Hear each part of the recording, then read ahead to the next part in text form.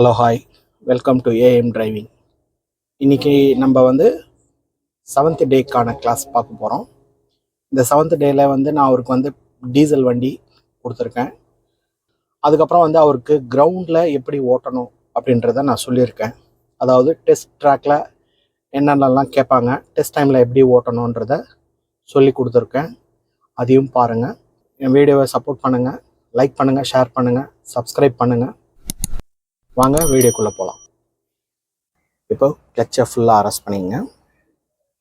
இன்னைக்கு 7வது நாள் இல்லையா, ரொம்ப நிதானமாகவும் பொறுமையாகவும் எடுங்க. கிளச்சை அழுத்திட்டு ஃபர்ஸ்ட் கியரு போட்டுட்டு ஹேண்ட் பிரேக்கை ரிலீஸ் பண்ணிங்க.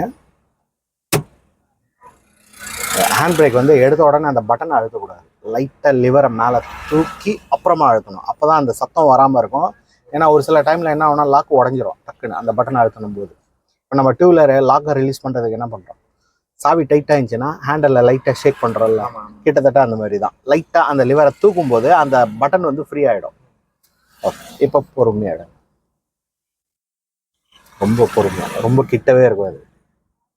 ஓகே, கொஞ்சம் ரைட் எடுத்துங்க. லெஃப்ட் இறங்குற மாதிரி இருக்குதா எடுத்து மறுபடியும் ஸ்டடி. ஆக்சிலேட்டரை பொறுமையாக கூட.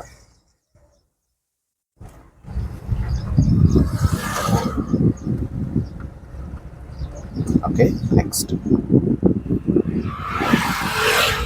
கொஞ்சம் ரைட் ஆரம்பிச்சு.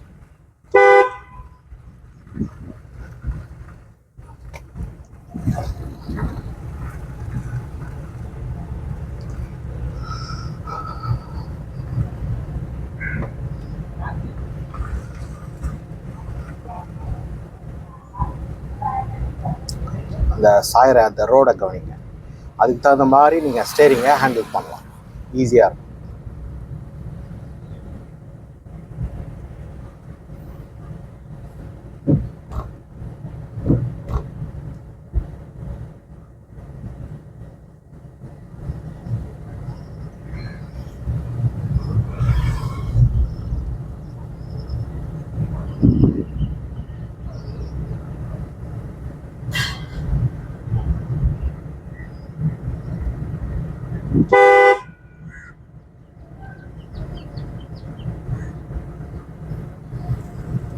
லைட்டாக அந்த ஷேப்லேயே பிடிங்க. ஓகே, இப்போ கம்ப்ளீட் ஸ்லோ கிளச்சு. அந்த கால் பிரேக்கில் வச்சுட்டு உங்களுக்கு அந்த வேகத்தடைக்கு ஏற்ற மாதிரி பிரேக்.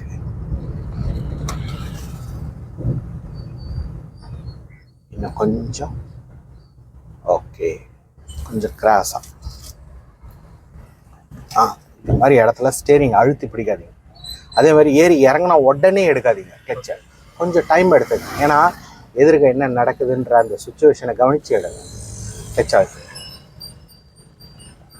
ஏன்னா இந்த மாதிரி இடத்துல தான் ரொம்ப கண்ட்ரோலாக ஓட்டணும். போதும், பிரேக் போதும். இப்போ கண்ட்ரோலாக எடுங்க. இந்த டிஸ்டன்ஸை பார்த்து கண்ட்ரோலாக எடுக்கும்போது உங்களுக்கு அந்த ப்ராப்ளம் இருக்காது. வண்டி இழுத்துன்னு போகாது. அப்படி இழுத்துன்னு போகும்போது என்ன ஆகும்னா, இந்த லெஃப்ட்டு ரைட் ஆளுங்க வராங்க இல்லையா, அவங்கள மேனேஜ் பண்ணுறதுக்கு கொஞ்சம் கஷ்டமாக இருக்கும். கண்ணு கூசுதா? ஓகே, கொஞ்சம் லெஃப்ட்டு ஸ்பீடப் மீது.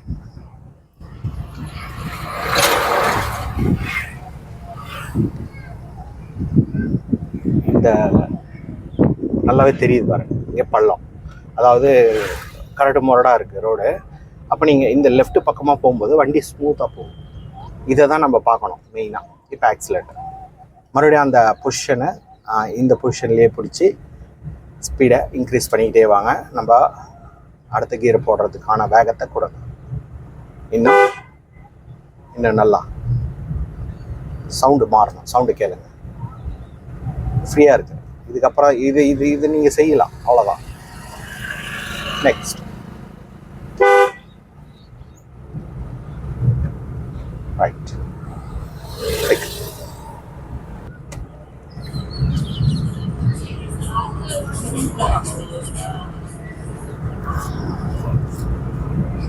நல்லா சேஞ்ச் தெரியுதா?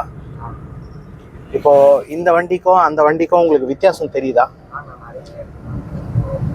நிறையனா எப்படி ஸ்டேரிங்கில் ரொம்ப லேசா இருக்கு. ஓகே, பள்ளம் அந்த பள்ளத்தை சென்டர் பண்ணி இந்த மாதிரி தூரத்துல இருந்தே கால்குலேஷன் பண்ண. ஸ்டேரிங்ல வித்தியாசம் பார்த்தீங்க. ஓகே, கிளச்சு ரொம்ப அதிகமாகவே தெரியுது. ஓகே, ஆக்சிலேட்டர் ஓரளவுக்கு பரவாயில்ல. ஓகே, கீர் கூட பரவாயில்ல. பிரேக்கு அதுவும் ஓகே. அப்போ உங்களுக்கு சேஞ்ச் அதிகமாக தெரிஞ்சது ஸ்டேரிங்லேயும் கிளச்சில் அதிகமாக தெரிஞ்சது.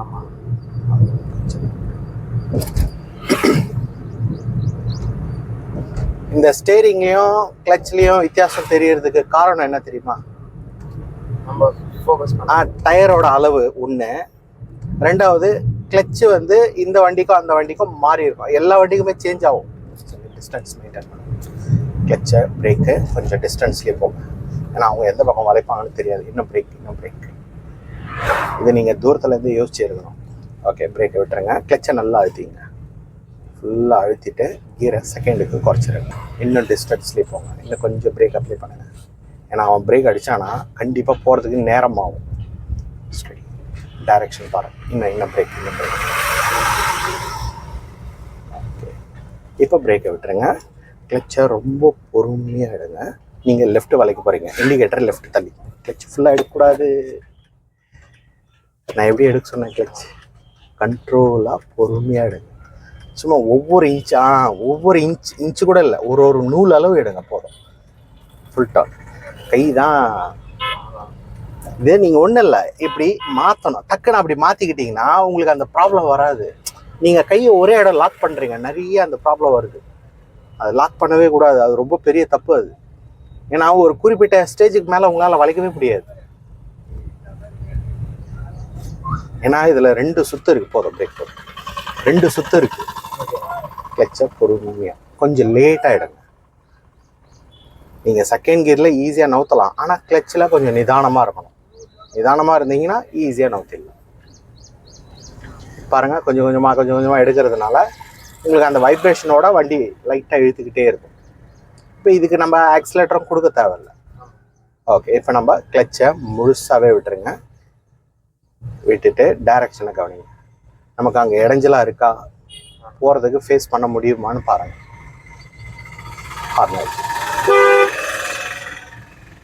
ஆக்சிலேட்டர் அழுத்த வேண்டாம். இப்போ கிளச்சை நல்லா அழுத்திடுங்க. முழுசாக அழுத்திடுங்க. பிரேக்கு அதிகமாக தேவையில்லை. ஓகே, எனக்கு ஸ்டேரிங்கில் தான் நீங்கள் ரொம்ப கேர் பண்ணாமல் விட்டுறீங்களோன்னு தோணுது. மீதி எல்லா கண்ட்ரோலும் கரெக்டாக பர்ஃபெக்டாக செய்கிறீங்க. இல்லை, நம்ம தான் இப்போ கீர் எதுவும் போடலையே. இப்போ நீங்கள் ஒன்றும் இல்லை, டைரக்ஷனை கவனிக்கணும். இப்போ வண்டியோட டைரக்ஷன், ரோடு எப்படி இருக்குது, வண்டியோட ஃபேஸ் யாரை பார்த்த மாதிரி இருக்குது.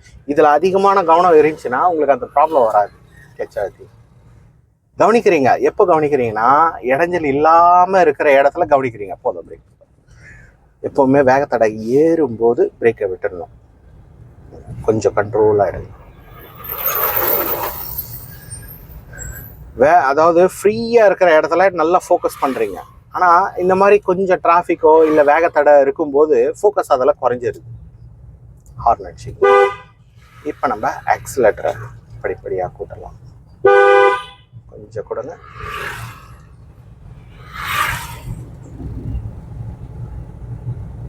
நல்லா long distance.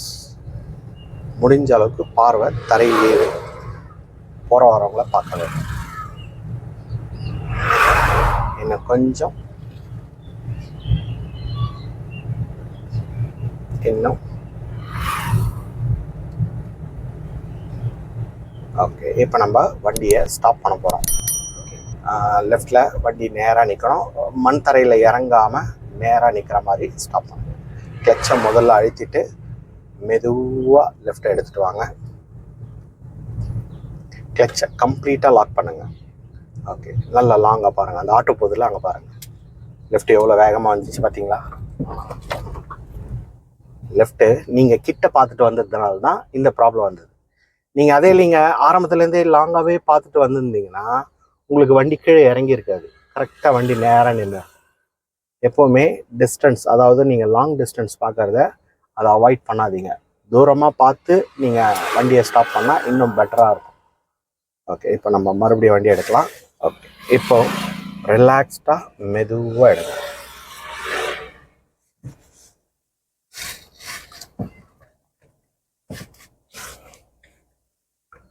Okay, long distance கொஞ்சம் ரைட் எடுத்து, ஏன்னா அது நீங்கள் நிறுத்தின பொசிஷன் அந்த மாதிரி. இப்போ ஸ்டடி பண்ணிவிட்டு ஆக்சிலேட்டரை ஸ்டெப் பை ஸ்டெப்பாக மெதுவாக கொடுக்க ஆரம்பிங்க.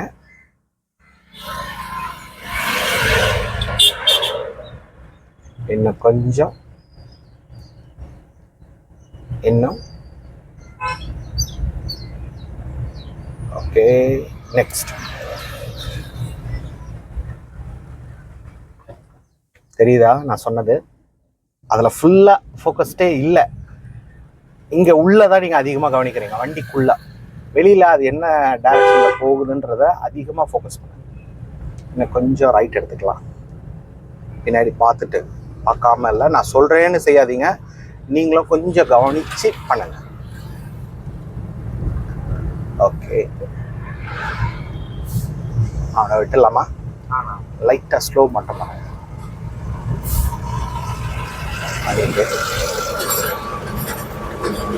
இப்போ கொஞ்சம் கொஞ்சமாக ஆக்சிலேட்டரை கூட்டிக்கிட்டே வாங்க. Long focus. அப்படியே கொஞ்சம் கொஞ்சமாக horn. One more. Okay, speed இன்னும் கொஞ்சம், இன்னும். இப்போ அடுத்த கியர் போகிறதுக்கான வேலையை இங்கே ஸ்டார்ட் பண்ணுங்க. கரெக்டான வேகம். Next, right. ரொம்ப கண்ட்ரோலாக கவனமாக பார்த்துக்கோங்க.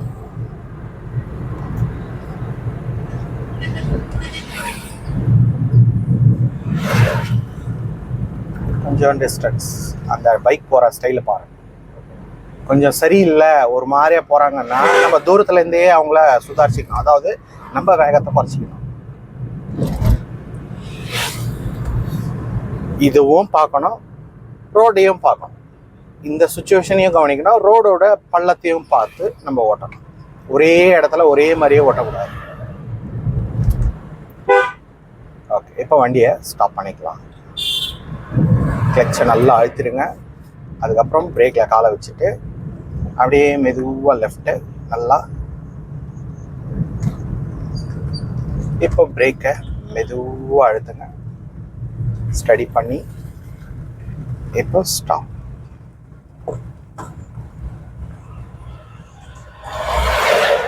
நின்ன பிறகு நியூட்ரல். ஓகே, இப்போ கொஞ்சம் ரிலாக்ஸ் பண்ணுங்க. இப்போ நீங்கள் செய்கிற விஷயம் வந்து எப்படி இருக்குது அப்படின்னு பார்த்தீங்கன்னா, பர்ஃபெக்டாக நல்லா பண்ணுறீங்க. ஆனால் சில இடத்துலன்னா ஒரு 4-5 வண்டி இருக்கும்போது உங்களுக்கு அந்த விஷயம் வந்து கொஞ்சம் தடுமாற்றமாகவே இருக்குது. அந்த தடுமாற்றம் வரக்கூடாதுன்னா நீங்கள் அந்த இடத்த ரீச் பண்ணுறதுக்கு முன்னாடியே பிளான் பண்ணுங்க. ஓ, இந்த மாதிரி இடத்த நம்ம போகிறோம், அங்கே என்னென்னலாம் செய்யணுன்றதை நீங்கள் தூரத்துலேருந்தே பிளான் பண்ணிட்டீங்கன்னா உங்களுக்கு அங்கே தடுமாற்றம் இருக்காது. அதாவது க்ளீனாக நீங்கள் அந்த வேலையை நீங்கள் செஞ்சுட்டு போயிட்டே இருக்கலாம். இப்போது அதை நீங்கள் பிளான் பண்ணாமல் அந்த இடம் ரீச் ஆன பிறகு நெக்ஸ்ட்டு அந்த இடத்துல என்ன பண்ணணுன்ற ஒரு பதட்டமே உங்களுக்கு வந்து அடுத்த வேலையை செய்ய விடாமல் தடுத்துரும். அதனால் முடிஞ்ச அளவுக்கு என்ன பண்ணுங்கள், லாங் டிஸ்டன்ஸ்லேயே, அதாவது நான் சொன்னேன் இல்லையா, அந்த தூர பார்வையிலேயே நீங்கள் வந்து கவனிங்க. அங்கே எப்படியும் அவன் பிரேக் அடிக்க போகிறான், வளைக்க போகிறான்னு உங்களுக்கு தெரிஞ்சிச்சு அப்படின்னா நீங்கள் அதுக்கேற்ற மாதிரி மேனேஜ் பண்ணி ஓட்டுங்க. டிஸ்டன்ஸ்லேருந்தே மேனேஜ் பண்ணி ஓட்டும்போது, அதாவது ஸ்பீட் கண்ட்ரோலை, கீரை எல்லாமே நீங்கள் மேனேஜ் பண்ணி ஓட்டும்போது அங்கே நீங்கள் பிரேக்கு அவனுக்கோசரம் யூஸ் பண்ண வேண்டிய வேலை வராது. புரியுதுங்களா?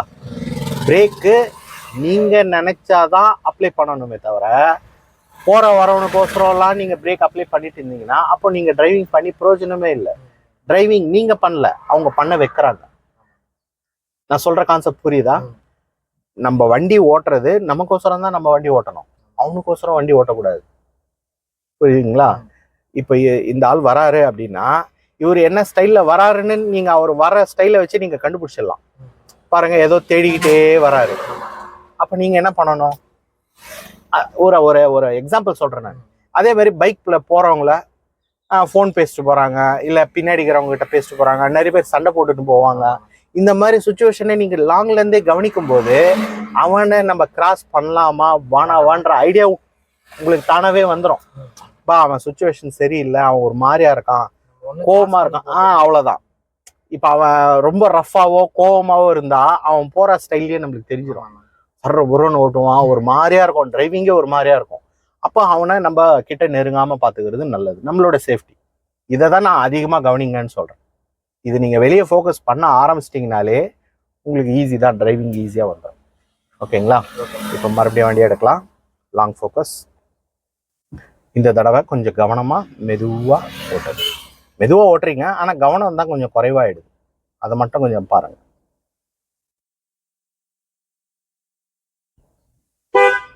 கிராஸ் பண்ணுறாரு, விட்டுருங்க.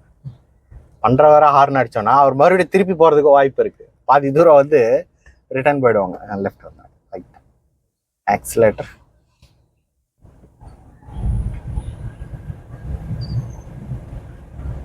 டைரக்ஷன் நல்லா பாருங்க.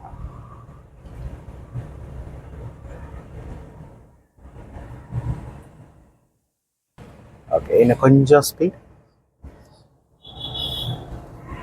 நெக்ஸ்ட் பாருங்க, நீங்க நடு ரோட்ல இருக்கீங்க, பின்னாடி பாத்தீங்களா? ஏன்னா நீங்க கியரை மாத்துறது எங்க மாத்திருக்கணும்? இங்க மாத்திருக்கணும். இப்போ நீங்க நடு ரோடுக்கு வந்து நீங்க கியரை மாத்துற வரைக்கும் பின்னாடி வரவன் வெயிட் பண்ணுவானா? அதனால ட்ராக்கை முழுசா எடுக்கிறதுக்கு முன்னாடி நீங்க வேகமா இருக்கிறீங்களான்னு கவனிச்சுட்டு ட்ராக்கை முழுசா எடுங்க. இல்லைன்னா கொஞ்சம் லெஃப்ட்லயே போகலாம். வெளியில நடக்கிற சுச்சுவேஷனை பாருங்க. நீங்க எவ்வளவு ட்ராக் எடுக்கிறீங்க, அந்த ட்ராக்ல நம்ம எவ்வளவு வேகம் இருக்கோம், இது எல்லாத்தையும் கவனிச்சு போகலாம்.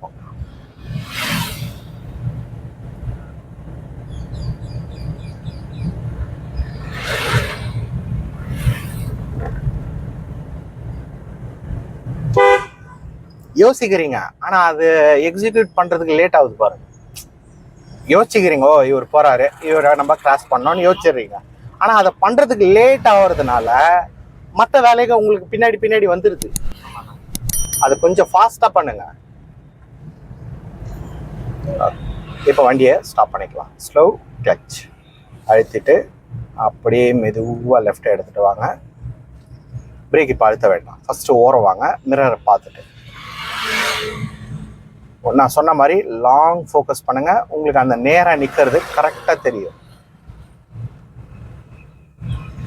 இப்போ கொஞ்சம் ரைட்டு, கீழே இறங்காமல் இருக்கணும். மறுபடியும் ஸ்டெடினா லெஃப்ட் தள்ளக்கூடாது, ஸ்டெடி.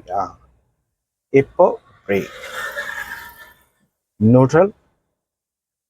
ஓகே, இப்போ உங்களுக்கு அந்த மிரரில் கிளியராக தெரியுதா? உங்களுக்கு எவ்வளோ லெஃப்ட் வந்திருக்குன்னு நல்லாவே புரியும். கொஞ்ச நேரம் வெயிட் பண்ணுங்க, மறுபடியும் நம்ம அடுத்த கிளாஸ்ல பார்க்கலாம். ஓகே, தேங்க்ஸ் ஃபார் வாட்சிங். இந்த கிளாஸ் வந்து இன்னையோட 7th டே கிளாஸு. இந்த கிளாஸ் இதோட முடியுது. நம்ம நெக்ஸ்ட் கிளாஸ்ல அடுத்த வீடியோ பார்க்கலாம்.